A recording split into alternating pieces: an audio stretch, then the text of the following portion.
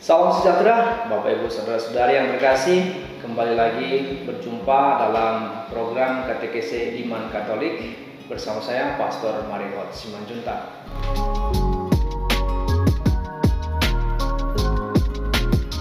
Saudara-saudari, tidak mudah menemukan dokumen gereja yang berbicara tentang kelompok kategorial. Rupanya istilah ini tidak digunakan dalam kitab hukum kanonik. Istilah yang lazim digunakan berbicara mengenai persekutuan umat beriman Katolik dalam kelompok kategorial adalah Perserikatan Kaum Beriman Kristiani. Kanun 298 paragraf 1 dari KHK menyatakan perserikatan-perserikatan yang berbeda dengan tarekat-tarekat hidup bakti dan serikat-serikat hidup kerasulan di mana orang-orang beriman Kristiani, klerikus maupun awam bersama-sama dengan upaya bersama mengusahakan pembinaan hidup yang lebih sempurna atau untuk memajukan ibadat publik atau ajaran Kristiani atau melaksanakan karya-karya lain yakni karya evangelisasi, karya kesalehan atau amal untuk menjiwai tata dunia dengan semangat Kristiani. Gagasan yang penting dari KHK tahun 298 paragraf 1 tentang perserikatan kaum beriman Kristiani dan kelompok kategori adalah persekutuan kaum beriman Kristiani baik klerus atau awam yang berupaya untuk mengusahakan pembinaan hidup yang lebih sempurna atau untuk memajukan ibadat publik atau ajaran kesusilaan, melaksanakan karya-karya kerasulan seperti evangelisasi, kesalehan atau amal. Pengertian ini cukup luas dan bisa mengungkapkan identitas dari berbagai kelompok kategorial.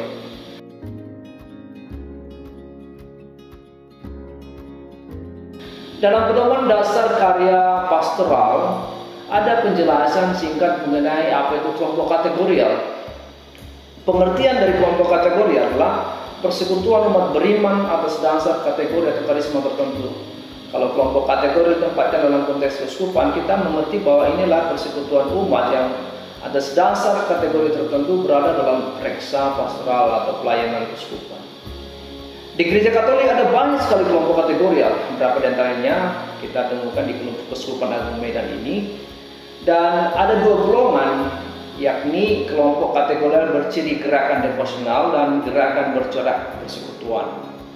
Kelompok-kelompok kategorial yang berciri hidup devosional contohnya adalah Legio Maria, persekutuan doa karismatik, kerahiman ilahi.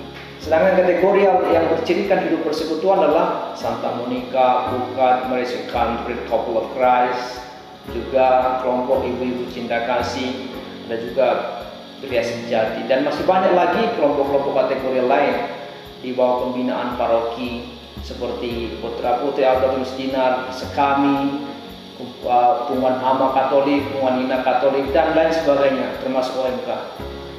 Nah, saudara-saudara yang terkasih, Gereja Katolik dengan begitu banyak ordo, birawan-birawati, serikat dan kongregasi para imam perlu menyadari bahwa perserikatan bagi para awam didirikan untuk kegiatan kerasulan untuk mendukung pembinaan iman umat. Dari kelompok-kelompok semacam itu kita bisa mengharapkan hasil-hasil yang jauh lebih melimpah daripada masing-masing pribadi menjalankan kegiatannya. Bandingkan Apostolicam Actuositatem nomor 18. Pelayanan kategorial adalah pelayanan kepada umat awam yang berbasis pada kesamaan jenis profesi, pekerjaan atau panggilan hidup yang memerlukan pendampingan pastoral tidak berkembang dalam hal kerohanian. Dari kaum awam yang bergabung dalam kelompok-kelompok kategorial selain dalam iman, kita juga berharap mereka dapat menjadi bentara-bentara yang tangguh pewarta iman yang militan dan iman mereka dihayati, ditampak dalam kesaksian hidup yang berkembang. Dan umat beriman tidak ragu-ragu untuk memberikan kesaksian iman. Pewarta Injil contohnya dapat memberikan sebuah kesaksian lewat hidupnya. Hal inilah yang menjadi ciri khas yang dijalankan dalam situasi kita saat ini, pandemi yang semakin membuat kita mengalami kesulitan, tetapi kehadiran kelompok-kelompok kategorial ini memberikan harapan, membangkitkan orang yang mungkin terpuruk dan juga memberikan kita semangat baru.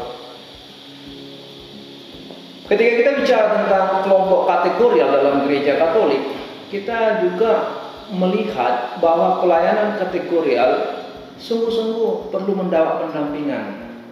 agar penghayatan rohani sungguh-sungguh berkembang dengan ajaran resmi gereja. Nah, perlunya pelayanan kategorial guna mengajak kaum awam menyadari tugas kerasulannya sesuai dengan pekerjaan dan tanggung jawabnya masing-masing sebagai warga negara dan juga sebagai warga gereja. Demikian ditegaskan Konsili Vatikan kedua dalam Dekret Kerasulan Awam bab 309 bahwa dasar kerasulan awam adalah fungsional kaum awam dalam menjalankan kerasulan yang beraneka ragam dalam melayani umat gereja maupun di tengah dunia. Kelompok kerasulan awam hendaknya menjadi ajang pendidikan kerasulan bagi tokoh-tokoh umat paroki agar lebih bersemangat tanpa ragu-ragu berjuang melalui karya masing-masing di tengah masyarakat dan dunia bagi keselamatan dirinya dan sesama. Saudara-saudariku yang terkasih, peran kelompok dalam kehidupan gereja sungguh penting dan berarti. Hierarki gereja dalam pelayanan umat berdasarkan wilayahnya tentu saja tidak dapat menyentuh semua umat yang memiliki berbagai kebutuhan dan juga memiliki berbagai kekhasan. Peran kelompok kategori sekali lagi untuk pembinaan iman umat menjadi penting karena kelompok tersebut bisa memberikan wadah bagi umat yang memiliki kebutuhan khusus atau karisma tertentu untuk berkembang dan berbuah dalam hidupnya. Selanjutnya, dari kelompok-kelompok kategorial entah di tingkat paroki maupun keuskupan dan juga di stasi, mereka memberikan kesaksian hidup yang baik. Mereka terlibat dalam kehidupan di tingkat paroki, stasi, lingkungan, dan anggota-anggota kelompok ini terpanggil memberi kesaksian yang baik dalam hidup menggereja.